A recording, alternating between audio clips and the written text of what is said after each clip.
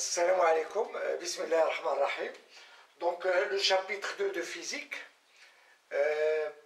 programme du deuxième bac international, option française. Bon, c'est un chapitre qui concerne la physique nucléaire. Donc la leçon numéro 2 de ce chapitre, c'est la décroissance radioactive. Suite. Donc on a vu auparavant 3 vidéos.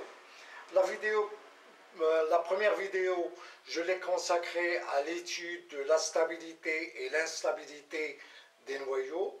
On a vu la structure du noyau, à savoir qu'un noyau de l'atome est constitué de protons et de neutrons.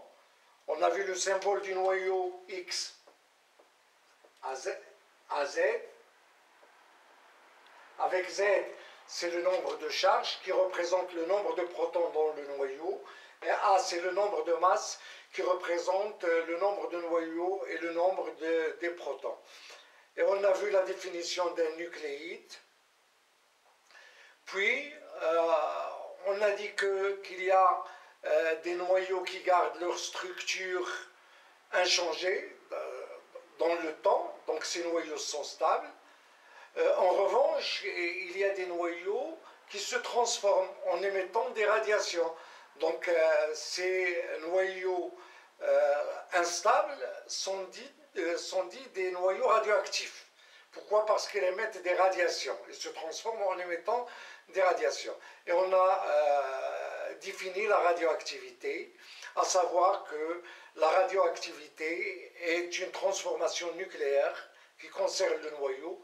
C'est une transformation nucléaire naturelle, tabi'iyya, spontanée, tilqa'iyya, imprévisible dans le temps, غير مرتقبة في الزمن. ما تنعرفوش شكون هي النواة اللي غادي توقع لها في واحد اللحظة معينة غيوقع لها تحول. Donc on a dit c'est une transformation nucléaire naturelle, spontanée, imprévisible dans le temps, dans laquelle un noyau instable, qu'on dit noyau père, se transforme en un noyau plus stable, qu'on dit noyau fils, avec une l'émission d'une radiation. Donc c'est ça la radioactivité. La deuxième vidéo, on a vu les différentes radioactivités, la radioactivité alpha, bêta moins, bêta plus et gamma, et on a vu qu'est-ce que ça veut dire la famille radioactive. La troisième vidéo, on a commencé la décroissance radioactive. Donc on a commencé la décroissance radioactive et on a vu dans cette vidéo la loi de décroissance radioactive, à savoir que N de T est égal à N0 exponentielle moins lambda T. Donc N0, c'est le nombre de noyaux radioactifs à l'instant T égal à 0. On a un échantillon d'un nucléide radioactif. Et N0, c'est le nombre de noyaux radioactifs à l'instant T égal à 0. Bien évidemment, ce nombre de noyaux radioactifs va diminuer puisqu'il y a des intégrations. Il va diminuer selon cette loi. Donc la décroissance radioactive obéit à cette loi. N de T égale N0 exponentielle moins lambda T. N de T, c'est le nombre de noyaux radioactifs restants à l'instant T. N0, c'est le nombre de noyaux radioactifs à l'instant T0 égale à 0. Et lambda, c'est ce qu'on appelle la constante de désintégration du nucléide radioactif. Et Ex, bien évidemment, c'est la fonction exponentielle. Avec E est égal à 2,7 à peu près 2,18 si vous voulez. Voilà, donc on a vu cette loi, la loi de décroissance radioactive, concernant le nombre de noyaux radioactifs. Voilà, on a vu la constante de temps, tau, qui est égale à 1 sur lambda, et comment on peut la déterminer graphiquement. Et on a vu la demi-vie.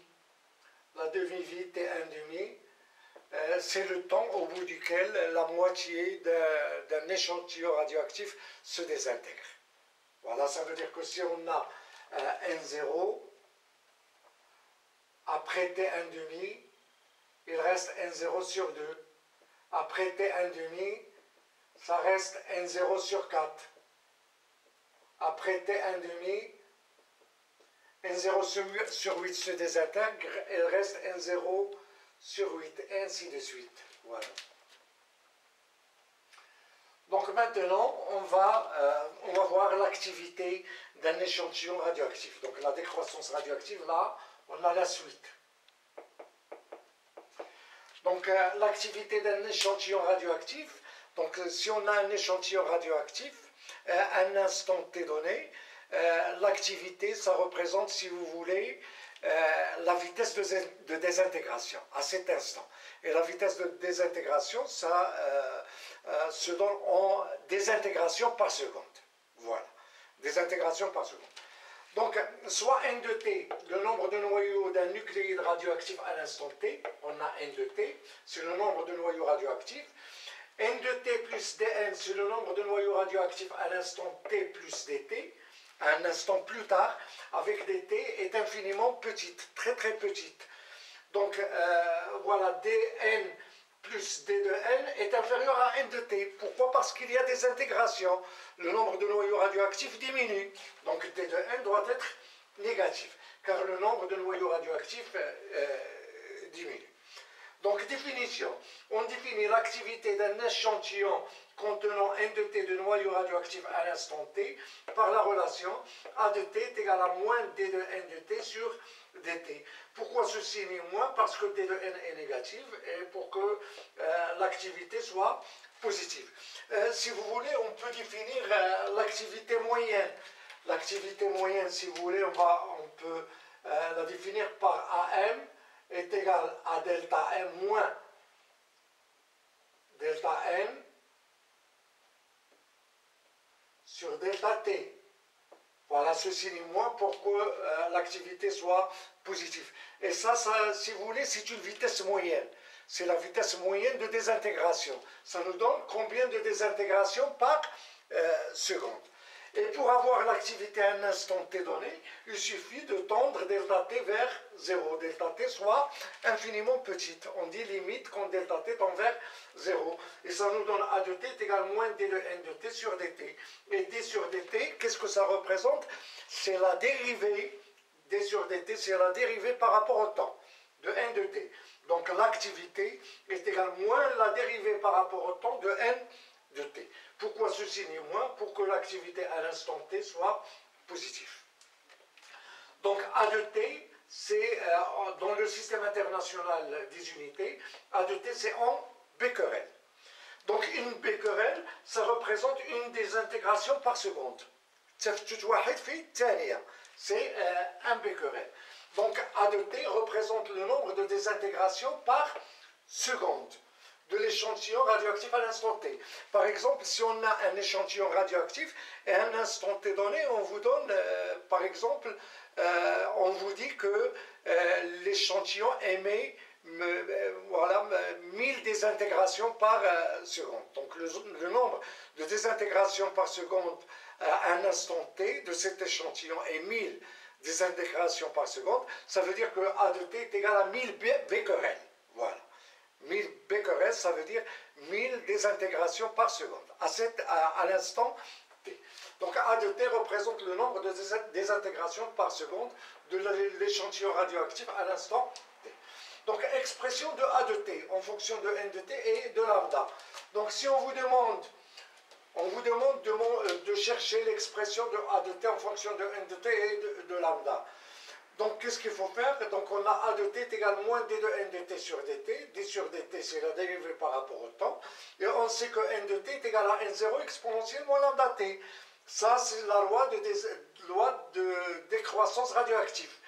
Donc, n0 est constante. On peut la faire sortir du signe dérivé, à l'extérieur du signe du dérivé. Donc, A de t, ça nous donne moins n0, d de n, d sur dt de exponentielle moins lambda t. Et on a vu dans la vidéo précédente que la dérivée de ax dérivée est égale à a exponentielle ax. La dérivée de exponentielle x, c'est exponentielle x, c'est la fonction elle-même. et la dérivée de l'exponentielle AX est égale à A exponentielle AX. Donc on va appliquer ça. Donc la dérivée par rapport au temps de l'exponentielle moins lambda t, ça nous donne moins lambda exponentielle moins lambda t avec moins n0. Donc ça va nous donner lambda n0 exponentielle moins lambda t. Et n0 exponentielle moins lambda t n'est rien d'autre que n de t. Par conséquent, A de t est égal à lambda fois n de t. Donc lambda, dans le système international des unités, lambda c'est en seconde moins 1. Il faut que lambda soit exprimé en seconde moins 1. Donc lambda en seconde moins 1 et A de t en becquerel. A de t, ça représente le nombre de désintégrations par seconde à l'instant t. Donc retenez bien cette formule. A de t est égal à lambda n de t. N de t étant le nombre de noyaux radioactifs à l'instant t. Et A de t, c'est l'activité de cet échantillon à l'instant t. Et qui représente le nombre de désintégrations par seconde. Autre expression de la loi de la décroissance radioactive. Donc la première loi qu'on a vue, c'est n de t est égal à n0 exponentielle moins lambda t. Ça, c'est la loi de décroissance radioactive. On va voir une autre loi qui fait intervenir les activités.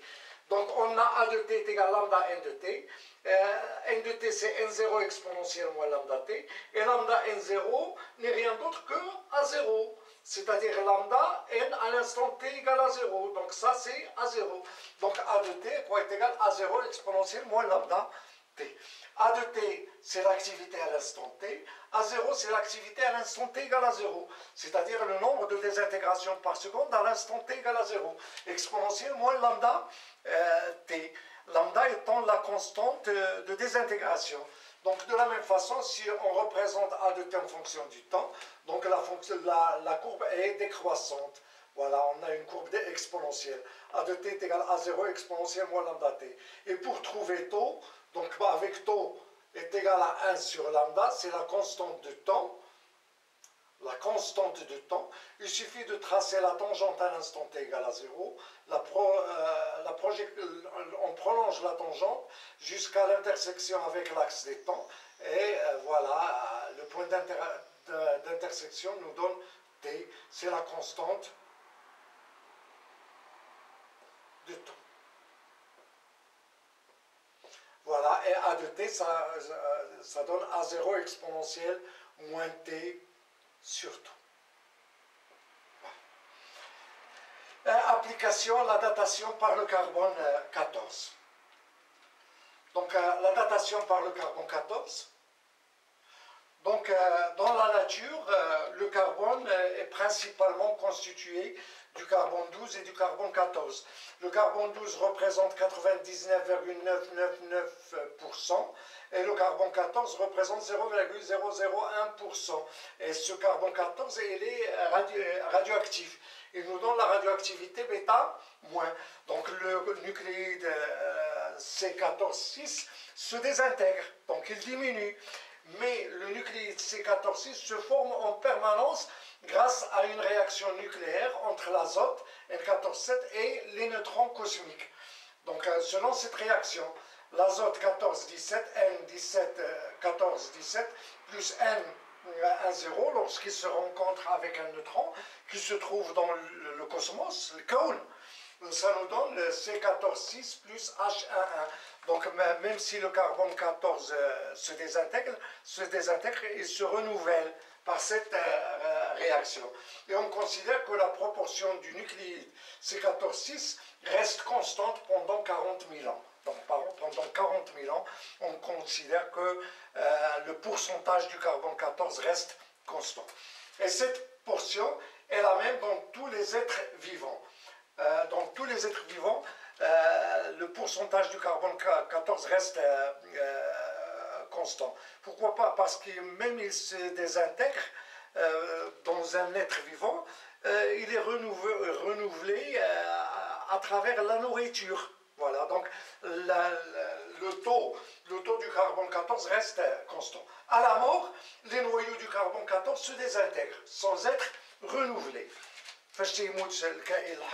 Le nombre de noyaux du carbone 14 diminue. diminue selon la loi de la décroissance radioactive. Et pour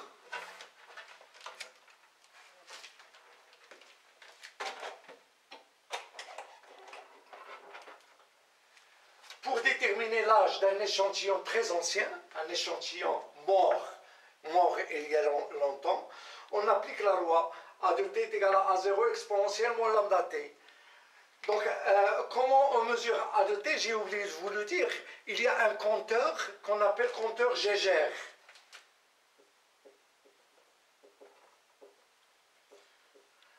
Lorsqu'on l'approche à l'échantillon radioactif, il nous donne le nombre de désintégrations par seconde. À cet instant, le compteur Geiger mesure l'activité. Donc, à l'aide du compteur Geiger, on mesure l'activité A de t, c'est l'activité de cet échantillon. Cet échantillon, par exemple, on prend m égale à 0,1 g de l'échantillon. Cet échantillon qui est mort il y a longtemps. On mesure son activité. Et A0, c'est l'activité d'un échantillon actuel. L'échantillon, un échantillon actuel du même espèce que l'échantillon ancien. Même espèce et même masse, m égale à 0,01 g. On mesure A0, on mesure son activité. Et cet échantillon, c'est un échantillon témoin. Il témoigne de la valeur de l'activité de l'échantillon ancien avant de mourir. L'activité ديالو قبل ما يموت. علاش؟ لأن on considère que le nombre de noyaux, voilà la portion de noyaux, la portion du carbone 14 dans la nature reste constante pendant 40 000 ans. Donc A0, ça représente l'activité de l'échantillon actuel, du même espèce, comme ça représente l'activité de l'échantillon qui est mort avant de mourir. Voilà. Donc on a A de t, on la mesure, A0, on la mesure, donc on applique A de t sur A0, ça nous donne exponentielle moins lambda t. Lambda, comment on la trouve? On a pour le carbone 14, T1,5 est égal à 5600 ans. Et lambda est égal à log de 2 sur T1,5. Donc on a A de t sur A0 est égal à exponentielle moins lambda t. On fait intervenir le logarithme népérien. On sait que Ln de exponentielle x est égal à x, car Ln, ça représente la fonction réciproque de la fonction exponentielle. Donc le logarithme A de t sur A0 est égal à Ln exponentielle moins lambda t. Donc Ln de A de t sur A0, Ln exponentielle moins lambda t, c'est moins lambda t. Et lambda, c'est log de 2 sur T1,5, moins log de 2 sur T1,5. Et t est égal donc à T1,5 sur log de 2 multiplié par log de A de t sur A0. A de t, on l'a mesuré. A0 est aussi mesuré par le compteur Geiger. On a un nombre et on peut calculer le logarithme à l'aide du calculatrice. Lorsqu'on a cette valeur, on peut calculer le logarithme. Comment on peut calculer log de 2 et on obtient t. On obtient l'âge de cet échantillon ancien. Donc, ainsi se termine la leçon, cette leçon tout entière sur la décroissance radioactive. Les prochaines vidéos, je vais les consacrer pour des exercices. Et si vous aimez ce que je viens de faire, faites j'aime, partagez la vidéo et s'abonnez à la chaîne. Et à bientôt.